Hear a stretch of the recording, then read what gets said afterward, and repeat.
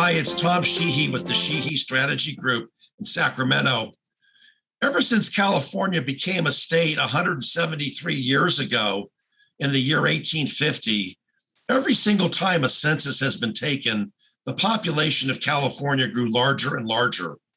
Indeed, for almost all of the 20th and 21st centuries, California led all of the states in the United States in its overall population growth. The state's economy is also the largest economy of any state in this country at $3.6 trillion. That's trillion with a T. And that actually puts it in the top 5 economies in the world if you treat California as a country. However, this growth trend, this population growth trend in California has ended. The state's population has actually been decreasing for several years now.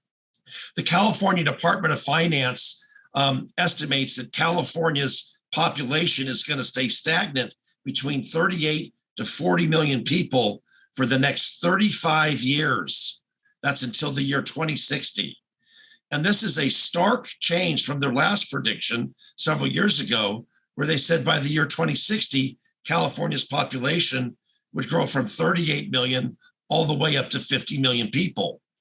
In fact, in the last 2 years, in 2020 and 2021, California lost a net 800,000 residents in this state. And as a result of that, California lost one of its congressional seats. And this is the first time in California's history that it's actually lost a congressional seat. So this is really a big deal. This migration of workers and families out of California has also created a chronic lack of labor. And this is why many employers in the state are having a difficult time filling vacancies.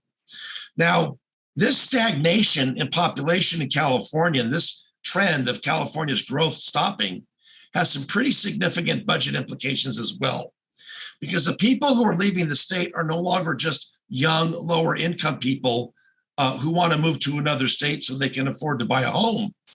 We now know from an economic study that Chapman University released that a large percentage of these people that are leaving the state are high income individuals with incomes of $200,000 or more.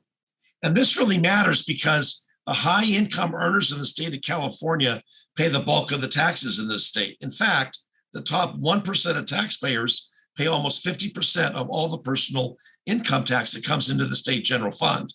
And the general fund, of course, pays for the state's education programs, its health programs, its welfare programs. It's really the main source of revenue for running state government.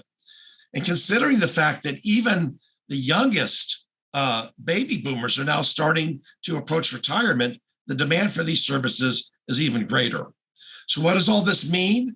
The California Department of Finance says that along with population stagnation, we're going to see a stagnation in state revenue. And that's going to drive a pretty significant operating budget deficit for the remaining years in Governor Newsom's term. So we're going to see budget deficits for the next several years, and we're going to see some real changes in California's economy as a result of all the folks that are leaving the state. And this is a trend that we have to pay really close attention to because it's going to have a direct bearing on the financial stability of California and the public services that it offers. For the Sheehy Strategy Group, it's Tom Sheehy, and I'll talk to you next time. Thank you.